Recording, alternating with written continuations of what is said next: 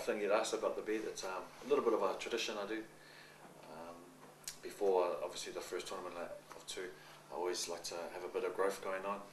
I think usually when I sort of knuckle down, before a camp, I stop shaving just to, I guess, show a little bit of hard work, and I sort of, I guess, in isolation a little bit, you like to think, and just sort of just have a bit of fun with it. I've had a few big ones, I think, and those were for the, I guess you could say, the big achievements in my life.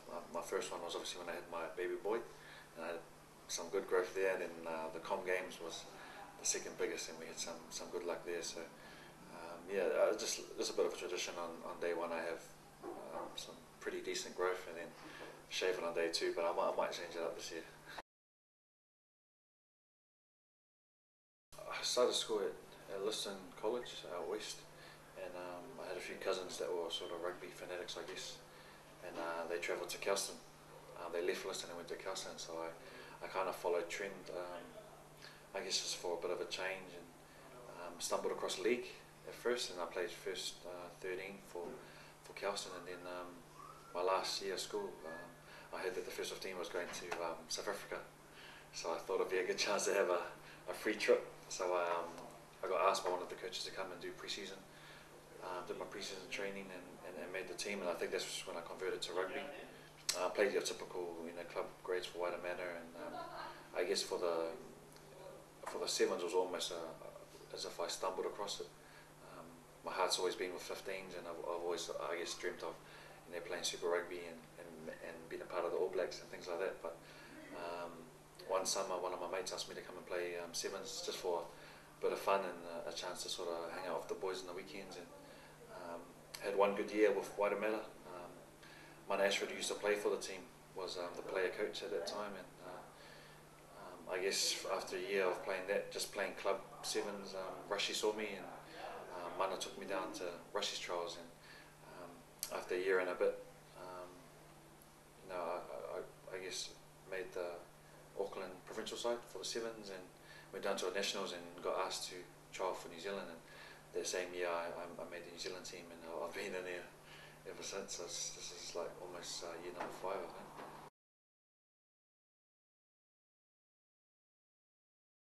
Obviously, I think a career highlight, would have been asked to captain a New Zealand international side. I think at that level it was definitely a huge honour when Titch asked me.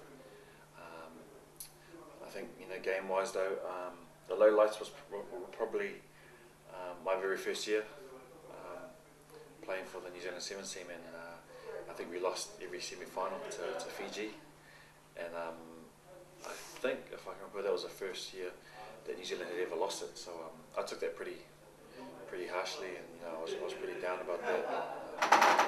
I think you could see the tournament and the competition, like in the last 3 years, 4 years, have been so tight. So it's credit to, I guess, probably what Titch and New Zealand started, because all the teams are starting to catch up now, and there's on any day any team can win. So that was definitely a low light. I guess being the first New Zealand team to lose, so we really dug deep, to fix that. And I guess the highlight now is probably the Com Games gold medal. So in hindsight, you could say I've been rock bottom, and I've definitely gone right to the top. So. Well, I'm a dad, so there's a lot of changing nappies and feeding going on. I guess I really cherish being at home, because I'm away with sevens quite often. It's good to be home and hang out with my boy and my wife. So I'm pretty chilled out, pretty laid back. When I get time off, I love my music, so I do a bit of DJing. So at home I'm usually just chilling out, hanging out with family, just enjoying time away from business. I really enjoy DJing, and I think music is my happy place. When I'm in camp, if things are getting on top of me, I like to just sort of jump on my iPod and chill out. And definitely when I'm DJing or when I'm doing a gig, I just love love being in that kind of scene where seeing people enjoying what I'm playing. And obviously I play what's on the radios now, like, R&B and hip hop and things like that. But I really like my I guess easy listening, and all the go-to songs that probably anyone over 40 would enjoy. So it's sort of the disco kind of music that everyone, young and old, will enjoy. Well, at school I probably got a little bit mocked for it, but I sort of got high up in the rankings in table tennis. So I was a little bit of a table tennis freak, and played that till I think under 16, under 17, and got quite high up in the rankings. I think I was maybe third at one time in table tennis, but I probably found it a little bit unusual when all my boys were going to Northern Region rugby camps, and I was going to a Northern Region table tennis camp. So yeah, after a while I decided to chuck in the stubbies and the headbands for headgear and rugby shorts.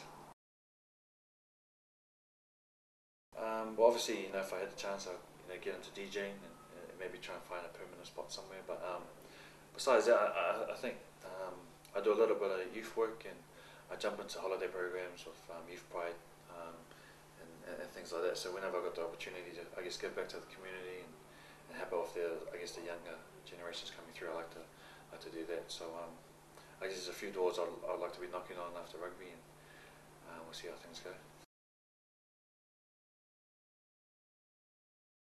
I think either way you look at it, like you would love to be a part of an Olympic game or Olympic sport. Like that would have to be the pinnacle of any athlete's career. So I mean, I would love to be a part of it. I mean, if Russia was still playing well over 30, then I'm sure I could sneak in there. But I think maybe there might be an opportunity there for me to come back as a water boy or a technical advisor, maybe even assistant coach for another country or something. But I'm pretty sure Titch would love to be a part of that, and he's still got a lot to offer. So I'm pretty sure he'll be in that spot. So maybe if I could come back as an assistant coach or a water boy, I'll be keen as to help out.